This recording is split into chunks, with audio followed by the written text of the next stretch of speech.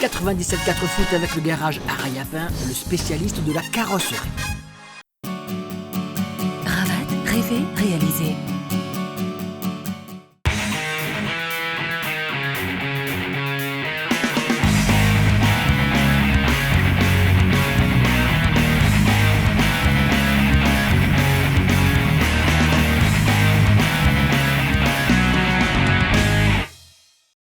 Bonsoir et nous sommes très heureux encore une fois de vous accueillir sur cette émission 97.4 Foot pour vous parler du football local avec tout ce qui s'est passé tout au long de ce week-end dans le championnat de première division régionale tout particulièrement. Donc un week-end chargé puisqu'on va vous parler de la 4e journée de ce championnat avec des matchs intéressants. Et puis 4 x 4, me direz-vous, ça fait 16. 16, c'est le nombre de points maximum que pouvait espérer une équipe à ce stade de la compétition. Eh bien, ce sont les champions en titre, la Saint-Pierroise, qui ont réussi ce pari, même si derrière, l'Excelsior ou encore Sainte-Marie ne sont pas bien loin, mais elles ont pour l'instant perdu assez légitimement, on dira, quelques points. Alors, les Saint-Pierrois se déplaçaient à l'occasion de cette 4e journée à Saint-André face à l'Auxalopard. Vous vous rappelez sans doute que la semaine dernière, les Saint-Andréens étaient partis infliger une petite correction à l'équipe de la Petite-Île sur le stade Gabifolio, donc à Petite-Île, 3-0, alors que les Petits-Îlois avaient très bien démarré ce championnat. On s'était dit, est-ce que les Saint-Andréens vont faire de la résistance face à la Saint-Pierroise, le champion en titre? Eh bien, presque, mais au final, 3-0, mais pour l'équipe Saint-Pierroise, qui ne reflète pas totalement la physionomie de cette rencontre, des Saint-Andréens qui se sont battus avec leurs armes, qui auraient pu prétendre un écart moins important et peut-être qui ont eu tort de s'énerver dans des moments très importants. Ce sont sans doute des leçons à retenir là pour le coach et pour l'ensemble des joueurs. Alors, direction le stade de Saint-André pour les premières images de cette émission, Auxalopard, Saint-Pierroise. Je dirais que le score est sévère. On a essayé de moins. C'est un champion, c'est vrai, on dit. Pour l'instant, c'est le premier classement. Mais on va dire aussi, on a essayé de jouer. Mais le score ne reflète pas la partie. Donc je pense que sur 1-0, on aurait dit c'est logique, ou un 2-0. Mais il ne faut pas qu'on s'arrête là, il ne faut pas que ça vienne nous enrayer sur la suite du championnat, où c'est la Saint-Pierroise. Hein. On a essayé de l'accrocher du moins. Si on pouvait faire un nul, je l'aurais signé des deux mains. Je pense que tout le monde aurait été d'accord parce qu'avec le public qu'il y avait aujourd'hui, je pense qu'ils auraient été satisfaits du match nul si on pourrait le faire. Mais après, bon, la Saint-Pierroise reste une grosse équipe quand même, avant tout. Et une Saint-Pierroise très réaliste avec à la 15e minute cette attaque menée sur le côté droit. Le ballon ne sort pas, le ballon joué à plusieurs avec finalement ce centre repris par Quentin Boesso qui se montre plus rapide et plus malin en tout cas que l'ultime défenseur Saint-Andréen et son gardien de but à la mêle. Et c'est donc le capitaine Saint-Pierrois qui ouvre ici le score. 15 minutes du match, les choses commencent plutôt mal pour l'Auxa Léopard. Coup franc, toujours pour la Saint-Pierroise, toujours Quentin Boesso et toujours à la mêle, à la parade cette fois, qui empêche le ballon d'aller se loger dans la lucarne. Alors, direz-vous, l'Auxalopard a quand même réagi, c'est vrai, il a une bien belle occasion, regardez plutôt celle-ci avec ce contre et cette erreur défensive du reste. Et puis une intervention limite qui aurait pu peut-être mériter un meilleur sort. Ça n'aurait pas été scandaleux qu'une faute soit quand même sifflée parce qu'il n'a pas taclé que le ballon tout de même. Ouais, c'était un match compliqué. On a regardé un peu, on a vu les résultats qu'ils avaient faits. C'est un promu, accrocheur, et puis avec une bonne qualité de jeu aussi. Donc c'était un match compliqué pour nous à l'extérieur, qu'on a su gérer avec un peu de difficulté. Honnêtement, les 3-0 ne reflètent pas l'ensemble du match. Il aurait pu y avoir à un moment peut-être une égalisation, mais en tout cas aujourd'hui on a gagné, on ne va pas faire la fine bouche. Ne pas faire la fine bouche car ça n'a pas toujours été simple. Là, bon, cette tentative face à la cage de Mathieu Pelops ne donne rien de particulier. Mais cette équipe Saint-Pierroise avec Farid Azem qui venait de faire son entrée va quand même se montrer beaucoup plus réaliste encore une fois avec ce beau centre pour une reprise côté droit. Finalement, Azem s'est replacé sur le côté gauche de l'écran. Il voit bien la trajectoire du ballon et ça fait donc 2-0 à ce moment-là. On joue depuis 71 minutes dans cette rencontre. Le Xa Léopard aurait, on l'a dit, mérité mieux pour avoir fait jeu égal, mais faute de réussite, faute de réalisme. Ce sont les Saint-Pierrois qui mènent au score de manière très significative. Et puis bon, on s'énerve un petit peu. Et d'ailleurs, regardez cette action avec Jean-Michel Fontaine et Kevin Perrault. Alors là, qu'est-ce qui se passe? On devrait quand même ne pas aller plus loin. Et première réprimandation, tout de même. On ne met rien pour la suite. Les léopards resteront les léopards et cette pelouse restera normalement imprenable. Ben, c'est ce qu'on s'est fixé comme je dirais au début du championnat, comme ambition de ne pas lâcher des points ici. Bon, aujourd'hui, on en a lâché. Mais bon, par la suite, ça ne doit pas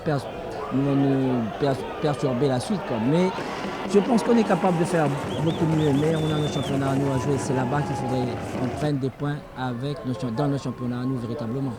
Mais bien figurer devant Saint-Pierrois, c'est bien. Parce qu'on a montré qu'on pouvait aussi jouer. Mais après, bon, le score reste le score. C'est un vainqueur en face. Un match qui a perdu un petit peu de son intérêt au cours du dernier quart d'heure avec là quelques cafouillages. Il faut l'intervention, ce qui est rare, on a mis l'image en accéléré exprès. Et parce que l'action était quand même un peu longue, l'intervention de Christian Dafreville, ce qui est rare pour secouer ses propres joueurs qui avaient tendance un petit peu à aussi se désorganiser, à se perdre un petit peu, alors que les Saint-Andrins, eux aussi, étaient un petit peu énervés depuis un petit moment. Donc les choses vont rentrer dans l'ordre, au point que la Saint-Pierroise va ajouter un dernier but à la 92e minute, donc dans les arrêts de jeu. C'est Jean-Michel Fontaine, le meilleur buteur du championnat, qui inscrit ici son 6e but personnel depuis le début de cette saison 2017. Ça fait donc 3-0 au final. Les Saint-Andrins qui devront tirer des leçons de cette rencontre. Ils peuvent en tout cas rivaliser avec d'autres équipes. Ils ont montré qu'ils ne sont pas aussi simples à manier. On gagne les matchs. Après nous, on essaye de faire le travail depuis la saison dernière, c'est-à-dire de gagner les matchs et de prendre le plus de points possible. Mais c'est vrai que les équipes en face sont de plus en plus compétitives, donc nous-mêmes, il faut qu'on soit de plus en plus exigeants. Voilà, le groupe est large, donc voilà, on en profite. Bon, aujourd'hui, c'est moi qui ai la chance de marquer. La prochaine fois, ce sera certainement quelqu'un d'autre. Pourvu qu'on gagne, c'est le plus important. Justement, en remplaçant, tu deviens décisif? En remplaçant, je deviens décisif, donc peut-être que c'est mon nouveau poste, j'en sais rien. Non, mais c'est comme ça, on a vraiment un effectif large. Voilà, c'est en fonction de la forme de tout le monde. On a des jeunes comme Laurette et Ponty qui sont performants, qui méritent de jouer autant que moi ou d'autres qui sommes sur le banc. Voilà. Maintenant, il faut juste qu'entre nous, ça continue de bien se passer. Et voilà, sur le terrain, après, ça donne ce que ça donne. Il n'y a pas d'état d'âme, tout le monde est au service de l'équipe. Et puis, je pense que si c'est comme ça jusqu'à la fin de saison, tous les Saint-Pierrois seront gagnants. La Saint-Pierroise, donc, qui engrange maximum de points. 16 points, je vous le disais. Derrière, l'Excelsior et Sainte-Marie se rencontraient. Donc un duel très intéressant pour savoir, parmi ces deux autres prétendants à la couronne 2017, comment les choses allaient se passer. C'était au stade donc, de Sainte-Marie, stade Nelson Mandela. Sainte-Marie qui ne partait pas forcément avec les faveurs du pronostic, parce qu'elle avait déjà perdu 2 points face aux SDFA quelques jours auparavant, alors que l'Excelsior avait gagné ses 3 premières rencontres. Un bon test en tout cas pour les deux équipes, avec une grosse activité en seconde mi-temps pour l'équipe de Sainte-Marie, face à une Excelsior qui a un petit peu baissé d'intensité, mais c'est vrai qu'il y a eu également un joueur exclu du côté de Saint-Joseph. On va voir tout cela. Donc c'était au stade Nelson Mandela dimanche après-midi. Sainte-Marienne, Excelsior, partage des points. Tout le monde à peu près content. À peu près content. On n'était pas bien, on avait plus tendance à être bien en place pour bien défendre, mais on n'a pas su attaquer correctement. Il nous a manqué la bonne qualité de passe de début, c'est-à-dire de ma ligne défensive pour qu'on puisse attaquer correctement. Et c'était le cas en deuxième mi-temps, le côté gauche qui a amélioré dans la bonne transmission de balles, avec le petit Malard, avec Guéwen Pro. Et puis dans l'axe avec Commune, qui a donné des bons ballons, et à partir de là, on s'est créé pas mal d'occasions. En fait, il s'agit tout simplement du premier choc de cette saison 2017. Vous le savez, il y a parmi les prétendants le tenant du titre, la Saint-Pierroise, on l'a vu, mais également l'Excelsior et la Sainte-Marienne, les deux équipes qui avaient terminé la saison dernière dans le sillage du champion en titre. Des équipes qui ont perdu quelques joueurs, mais qui en ont gagné d'autres. Comme lui était suspendu, il est revenu heureusement au milieu de terrain, on va le voir tout à l'heure. Et puis, Michael Dubarry, lui, avec son carton rouge, ne pouvait pas jouer, alors que du côté de Saint-Joseph, Vincent Campandier a été suspendu pour des raisons internes, donc à son poste de latéral droit. Il a fallu trouver un autre joueur. Les deux équipes qui posent pour la postérité, et puis les choses vont rapidement se dérouler pour l'équipe de l'Excelsior avec cette première attaque devant les buts de Alexandre Quatraine, une frappe que le gardien Sainte-Marien a un petit peu de mal à repousser, c'était pas évident, hors de portée, mais il réussit tout de même à détourner ce danger. Long dégagement de Mickaël Grondin, on s'y attarde un petit peu, on revient sur cette balle d'attaque car elle est particulièrement intéressante. Et regardez ce centre, Commune qui était venu à la rescousse, commet la faute de main sous les yeux de l'arbitre dans la surface de réparation. Involontaire ou pas, mais la main elle y est, donc le penalty face à Alexandre Quatraine, le gardien et Sainte-Marien. Il y a donc Cyril Manas, le nouveau meneur de jeu de cette équipe de l'Excelsior. Eh bien, il ne se fait pas faute d'ouvrir le score. Un but à 0 à ce moment-là, 31e minute du match. L'Excelsior confirme ses excellentes dispositions en ce début de saison, alors que Sainte-Marie se cherche toujours encore un peu au cours de cette première période qui va s'achever tout de même avec une bien belle action pour l'équipe sainte-marienne qui met le nez à la fenêtre à ce moment-là. Lewan Pro va être à la réception de ce ballon aérien une première fois, une deuxième fois, puis voilà, il va contrôler, feinter la frappe, feinter le centre et frappe au premier poteau. Sur le poteau précisément, c'est juste avant la pause, mais c'est bon signe pour les Sainte-Mariens qui vont se racheter en seconde mi-temps. On entame la seconde mi-temps comme on fait souvent, on ne joue pas. Bon, Vous reculez. On recule, c'est comme on a fait à Sainte-Suzanne, comme à Saint-Louis, comme chez nous au SDFA. Alors que c'est un petit peu de toi à moi ce qui reste de l'année dernière où c'était une équipe qui jouait très bas, tu sais. Donc en plus, à chaque fois tu mènes au score, donc tu veux défendre, alors que je leur ai dit non, surtout non. Et on est puni d'entrée, c'est vrai qu'un but avec 100% de réussite, hein, parce que le mec il gagne un duel, un contre, frappe, dévié, voilà. Ouais, Jacques il a dévié, donc il part à contre-pied le gardien, mais ça fait partie du jeu. On n'avait qu'à jouer, si tu veux, l'intention, on doit rentrer en seconde mi-temps pour marquer le second but, pas pour défendre ce but. Et ça, j'arrive pas encore à faire changer ces habitudes-là. Et ça va arriver, on va y arriver, ça fait que 3 mois qu'on travaille ensemble. Gawain Pro donc à la 50e minute inscrit le but de l'égalisation sur une frappe. Il a tenté beaucoup, vous l'avez vu sur le poteau tout à l'heure. Là cette fois il a beaucoup de réussite, mais ça fait partie du jeu. Le tir est dévié par Jacques Grondin et ça prend contre-pied Mickaël Grondin, le gardien de l'Excelsior. Donc un but partout. Dès lors, les Sainte-Mariens vont prendre le jeu à leur compte. Et regardez cette action devant la cage, justement Saint-Joseph a une première frappe de Fabrice repoussé en corner. Ce corner donc tiré va amener une intervention rapide et musclée de Mickaël Grondin. Ce n'est pas fini. Une superbe ouverture de Commune très très présent. Une frappe instantanée de Fabrice. C'est pas fini. Possibilité de mettre en retrait pour une nouvelle frappe. Cette fois détournée sur sa ligne par Gaël Payette. Ça chauffe. Ça repart côté gauche finalement. Il n'y aura pas de but, mais cette bonne période Sainte-Marienne ne sera pas récompensée vraiment. Vu après que le déroulement de la seconde mi-temps, pour nous c'est un bon résultat, il faut être honnête. Hein. Ils ont tapé deux fois la barre, je crois. Même si on a quand même l'occasion de tuer le match par Manas à 5 minutes de la fin, c'est que ça s'appelle la réussite des grandes équipes. Si on est en réussite, on marque. C'est un hold-up, mais bon, hold-up tu les prends des fois dans une saison. Voilà, malgré tout, je retiens la générosité. L'esprit de corps qu'on a fait part, parce que c'est une bonne équipe quand même, attention, il faut souligner, c'est la meilleure équipe qu'on a rencontrée depuis le début de la saison. C'est une très bonne équipe, bien organisée, bien en place, avec des valeurs individuelles. Donc voilà, c'est un bon match nul.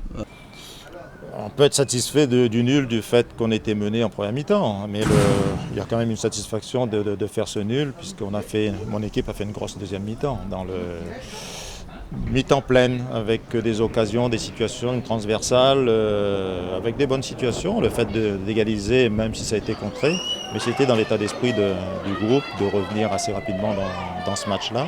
Malheureusement, on n'a pas pu conclure les bonnes situations qu'on a eues toute la deuxième partie. Le duel Youssouf-Ansouki a été très intéressant à suivre. Là, cette faute de William Monoussami qui avait déjà écopé d'un carton jaune, et bien inévitablement, il a droit au second carton jaune et là aussi au carton rouge. Il ne disputera pas au moins le prochain match. Donc ces 10 dernières minutes du match vont être assez déséquilibrés puisque les Saint-Pariens ont la possibilité de faire le break. Ils vont s'y employer avec Gladisson qui cherche une solution assez loin, Bourabia qui joue sur le côté droit pour ce débordement. Finalement, on laisse jouer. Ballon pour Ishiza, une frappe de Gawen Pro et c'est la transversale cette fois qui repousse. Il est un petit peu dans cette logique-là, c'est-à-dire que le fait de lui mettre côté gauche, il arrive à bien dribbler, de finir, de frapper. Cet après-midi, en deuxième mi-temps, il a fait une grosse deuxième mi-temps. Je pense que c'est aussi une satisfaction puisque personne ne pensait qu'il pouvait arriver à un moment à être à ce niveau. Et là, il a répété ce qu'il fallait. Un partage des points donc qui finalement arrange plutôt l'Excelsior, vous l'avez compris, même si à la 4 journées du championnat, rien n'est encore joué, même si les écarts commencent à se creuser un petit peu en tête du classement. Direction le stade de l'Est Jean-Yves Voula pour un match qui s'est disputé samedi soir entre le Saint-Denis Football Club et l'équipe de Sainte-Suzanne. Et grande première pour Sainte-Suzanne, sa première victoire face à une équipe du Saint-Denis Football Club où depuis quelques jours, voire quelques semaines, ils alternent le bon et le moins bon, un petit peu comme d'habitude, donc pas beaucoup de régularité du côté des Dionysiens. Ils ont payé cash face à une bien belle équipe de Sainte-Suzanne qui avait son entraîneur Jean-Marc Stréport dans les tribunes, puisque donc il était, non pas encore suspendu, mais presque suspendu. Il n'avait pas le droit en tout cas de manager son équipe sur le banc. Il a donc fait à travers les grillages. On va voir tout cela sur des images donc, que nous avons ramenées pour vous. Saint-Denis Football Club, Sainte-Suzanne, grande première du côté de Sainte-Suzanne. Jean-Marc Stréport, dans les tribunes, devra se contenter de donner ses consignes à travers le grillage à ses adjoints, puisqu'il était suspendu. Mission fortement accomplie en l'absence du coach. J'ai pu joindre l'utile à l'agréable. On a misé sur quelque chose de nouveau ce soir sur le plan offensif. Ça nous a réussi et j'en suis pleinement content et je suis fier, j'ai envie d'exploser puisque ce soir on a fait un match plein et l'adversaire ne nous a pas dominés. On a contrecarré les plans adverses, on a été à la hauteur des débats. Finalement on aurait pu s'en sortir avec un 3-0 et on arrive à 2-0, mais avant tout l'objectif est atteint et bravo aux joueurs. Et bravo à Monsouania Siri Saïdou et aux autres, à tout le monde quoi. Voilà, et on est fiers. C'était pas une bonne soirée? Non, pas du tout. On a bien vu dans le match, le contenu l'analyse qu'on peut faire, c'est qu'à aucun moment du match, on a été dans le match, dans le bon tempo. On a multiplié les erreurs individuelles, que ce soit sur le plan technique ou sur le plan tactique. À partir de ce moment-là, on ne peut pas gagner à domicile. Hein. Quand on analyse bien les deux buts qu'on prend, c'est 2 erreurs individuelles. Sur le premier, on est spectateur dans les 20 derniers mètres. Et sur le deuxième, sur la gestion du 1 contre 1, on se fait éliminer facilement. Donc à partir de là, c'est vrai que c'est difficile de gagner un match à domicile. Après, c'est vrai qu'aujourd'hui, même s'il manquait beaucoup de joueurs, quand on analyse bien les 3 matchs qu'on a joués, à aucun moment on a aligné la même équipe. On ne va pas se cacher derrière ça, mais c'est vrai que ça manquait quand même beaucoup d'automatisme sur l'animation offensive. Ça manquait de déplacement, beaucoup de vivacité. On va régler ça au plus vite en espérant de récupérer les joueurs au plus vite. Un stade de l'Est, Jean-Yves Voula, où une pluie fine est venue un petit peu perturber les joueurs, mais pas méchamment. Et avec une première action dionysienne ici pour une parade de Nicolas Château face à Menric Tatel. Ce sera pratiquement la seule occasion intéressante pour l'équipe dionysienne qui concède une faute ici. À 23 mètres, 25 mètres de but de Kenneth.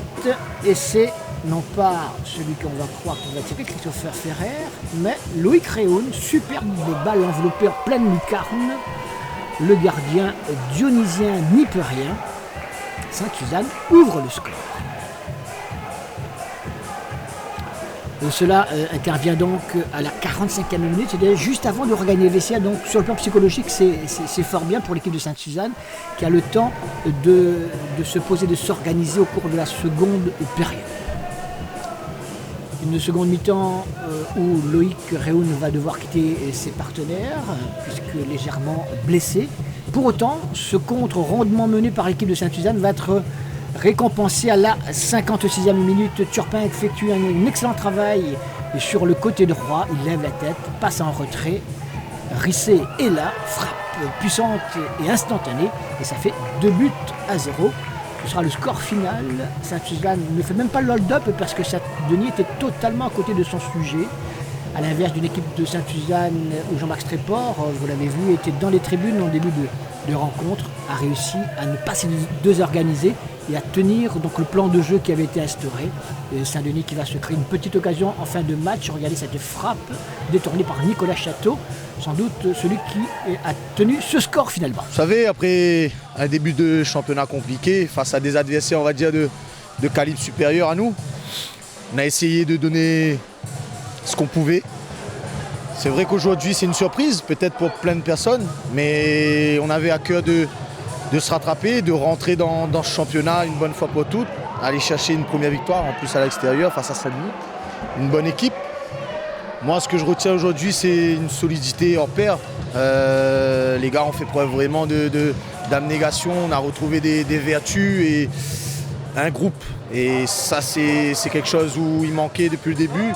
Et ça fait du bien, 2-0, on ne prend pas de but, on arrive à en planter 2, c'est pas mal. Oui, bien sûr, mais après, peu importe l'équipe qu'on rencontre, parce qu'aujourd'hui, on veut mettre une chose en place dans un projet de jeu. Après, aujourd'hui, c'est vrai que dans la récupération du ballon, on a été en dessous de ce qu'on peut faire. Après, on va peut-être élever notre niveau de jeu justement face à des équipes à un niveau au-dessus. Je pense qu'aujourd'hui, on n'a pas respecté l'adversaire encore une fois. On pensait qu'on allait gagner facilement, mais aujourd'hui, on tombait sur un adversaire assez coriace dans les différents duels qu'on a pu rencontrer.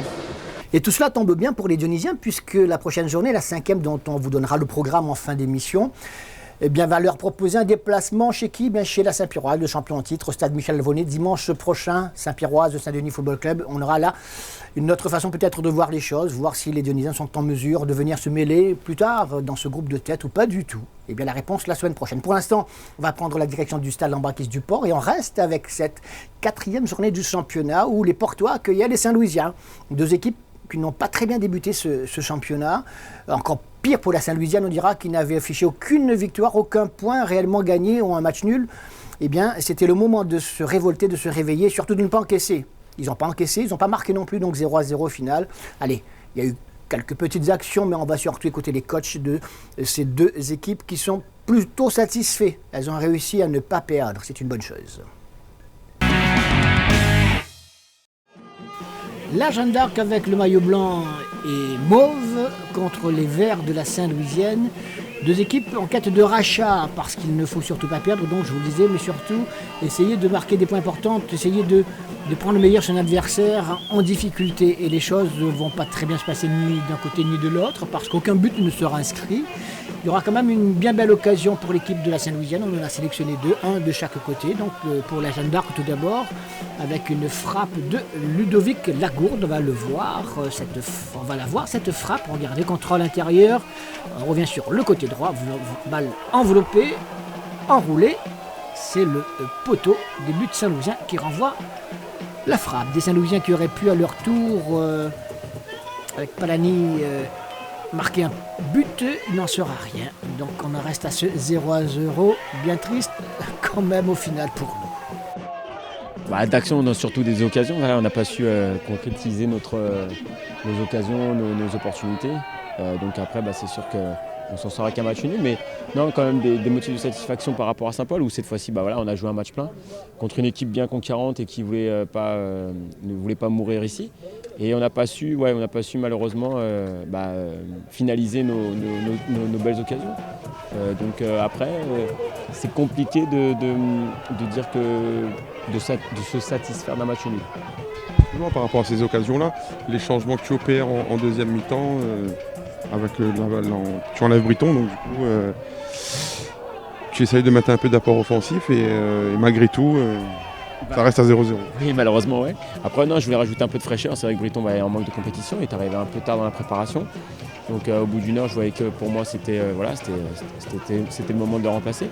Après, non, je pense qu'ils ont apporté. Après, c'est juste ce petit dernier geste. Il y a toujours une jambe, un bras, comme un peu à Saint-Pierre aussi. Donc après, c'est un peu notre chat noir en ce moment. C'est-à-dire que sur notre terrain, on a du mal à que nos attaquants marquent.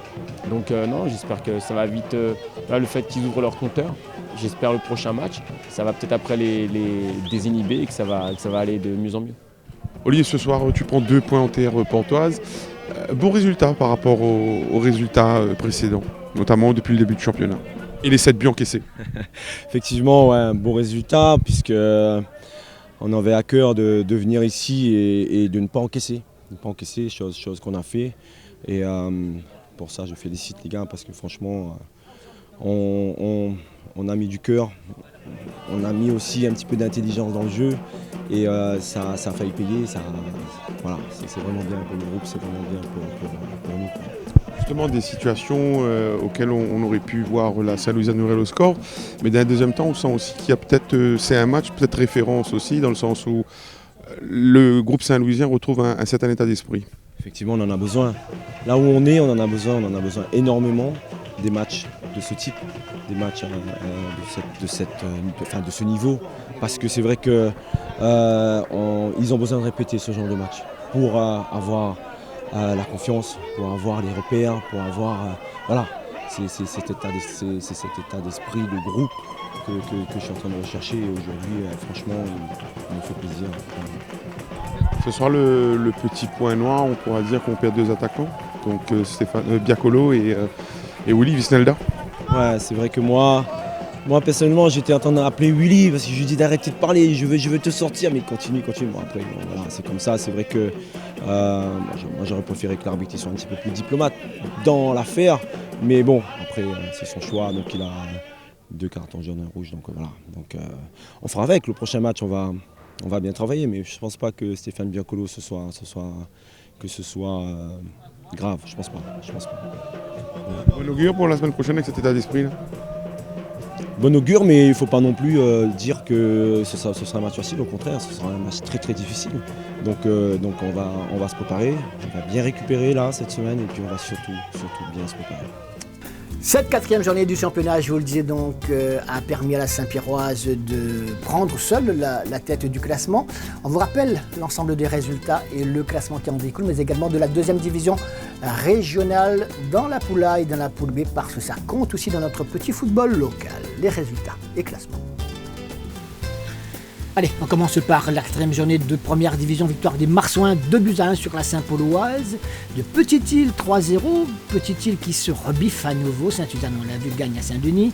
Le SDFA gagne à l'extérieur, première victoire des banlieusards dionysiens, 1-0 sur le terrain de Grandbois. Et puis on l'a vu, les 2 autres matchs, 1 but partout, Sainte-Marienne Excelsior et victoire de la Saint-Pierroise. La Saint-Pierroise qui est déjà en tête avec 16 points, carton plein. 2 points d'avance sur l'Excelsior, équipe invaincue également, tout comme l'équipe de la Sainte-Marienne en 4e position, devancée par la Petite-Île qui a perdu, c'est vrai, la semaine dernière, mais qui surtout a gagné à nouveau. Donc 3 victoires et 1 défaite, 13 points. Ils sont 3e la Petite-Îloise, c'est tout simplement parfait.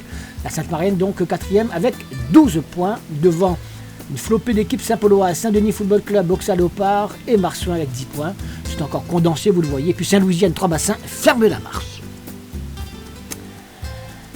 Dans la poule A de 2e division régionale, le FC Pannonnet, le leader face à son dauphin, a gagné 1-0. Donc conserve la tête de ce classement, alors que la Tamponnaise qui s'impose 3-0 sur le terrain de Bagatelle se positionne juste derrière au classement à l'issue de cette 4e journée du championnat. Notez également la victoire de la Bretagne à l'extérieur chez le FC Parfum. En 2e division régionale toujours, donc, mais dans le groupe B, victoire du leader, la Rivière Sport, qui confirme ses bonnes dispositions actuelles. Première au classement, carton de la Capricorne qui se réveille enfin, 6-0 face à Piton Saint-Leu. Le Co Saint-Pierre également réveille, alors que l'F Saint-Louis, le dauphin de la Rivière Sport, 2-1 face à Bois d'Olive.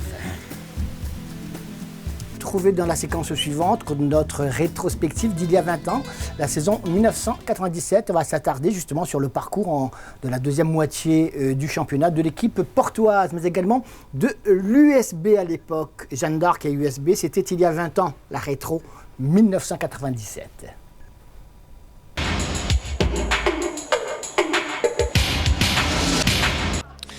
Curieusement, la 2e moitié du championnat pour la Jeanne d'Arc est faite de joie et de crainte.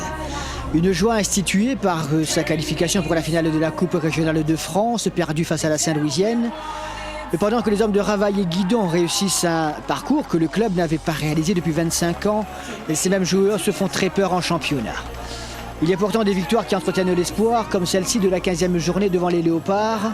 Les 2 buts portois sont inscrits par Brennus et Raffion. Mais il y a également quelques défaites qui maintiennent le club dans la zone dangereuse.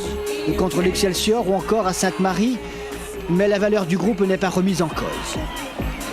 Contre le Chaudron lors de la 17e journée, un match nul, 2 buts partout. C'est Adolphe dans un premier temps, puis Pierre Kell en seconde période qui inscrivent les 2 buts des Mauves qui ne sont pas pour autant à l'abri. Et la situation devient même inquiétante avant de recevoir le CSSD à l'occasion de la 23e journée puisque la Jeanne d'Arc n'a qu'un point d'avance sur le dernier relégable. Les Portois sont alors dans une période euphorique, dopés par un super parcours en coupe. Ils font le match qu'il faut et l'emportent par 2-0. Un premier but de Raffion à la 25e, un autre de Brennus à la 88e et le tour est joué. Presque joué, car après un nul chez les Marsouins et une défaite devant des tamponnés revanchards de leur élimination en coupe une semaine auparavant, voilà la Jeanne d'Arc obligée d'attendre la dernière journée, la 26e, pour savoir si elle débutera la saison 98 parmi l'élite. Et pour cet ultime rendez-vous, les Portois sont face aux champions saint-louisiens. Une victoire par 2-0 grâce à Palombo et Brennus suffisent pour que la Jeanne d'Arc s'empare de la 8e place.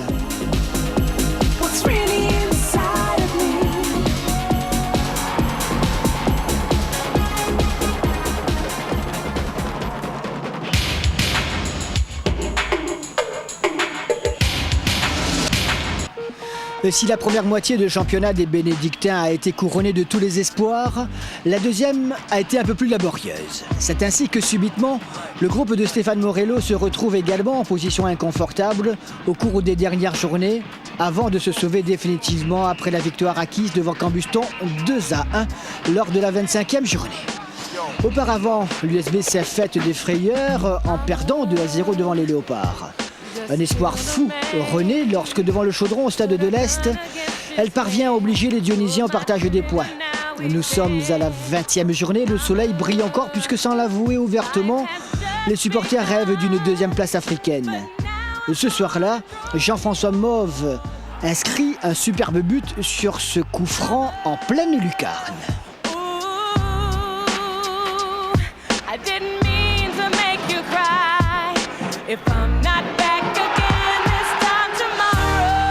Mais les choses allant excessivement vite dans ce championnat, le temps d'un match nul 0-0 devant Sainte-Marie et d'une défaite devant le CSSD, et voilà l'USB relégué à portée de tir. La défaite à Sainte-Rose n'arrange rien et il faut une ultime victoire devant les banlieusards saint-andréens pour qu'elles se mettent à l'abri. L'USB obtient son maintien de justesse après avoir flirté avec le haut du classement, mais il faut rappeler que le groupe composé presque exclusivement de joueurs du cru n'était pas parmi les favoris pour rester en première division au coup d'envoi de la saison. Mission accomplie donc, sans faire un fil de bouche, verdict 7e place. Voilà pour ce qui concerne les images que l'on pouvait vous proposer. On va vous parler le week-end prochain, je vous l'avais dit, de cette 5e journée du championnat. Donc voici le programme. Tenez, regardez, Saint-Pauloise, Petite-Île, Saint-Louisienne, Sainte-Marienne, Sdéfa, Jeanne d'Arc, Excelsior, Grand-Bois, Trois-Bassins et Léopard, Saint-Pierroise, Saint-Denis Football Club et Sainte-Suzanne, Marsouin de Saint-Leu. Dans la 2e division régionale, de la poule A, voici les rencontres qui vous sont proposées. FC Pannonet, le leader, donc, face à Bagatelle, Saint-Philippe-Évêché, Tamponnaise, Possession, Chamborne, Moufia, Bretagne, Bracreux, AJS Ouest, FC et Parfum. Et dans la poule B, la 5e journée du championnat, voici le programme. Piton-Saint, le Grand Fond, Étang Salé, AF Saint-Louis, Capricorne, Plaine des Grègues, Bois d'Olive, Ligne Paradis, Rivière Sport, Co-Saint-Pierre et FC Jean Petit, Belmen, Canot. On vous souhaite d'aller sur les stades le week-end prochain, samedi et dimanche. Nous, on va vous parler de ce qui s'y passera tout simplement en images. Lundi soir, vous le savez, 19h30 et puis le mardi soir, 19h45. Excellente semaine et à très bientôt. Salut.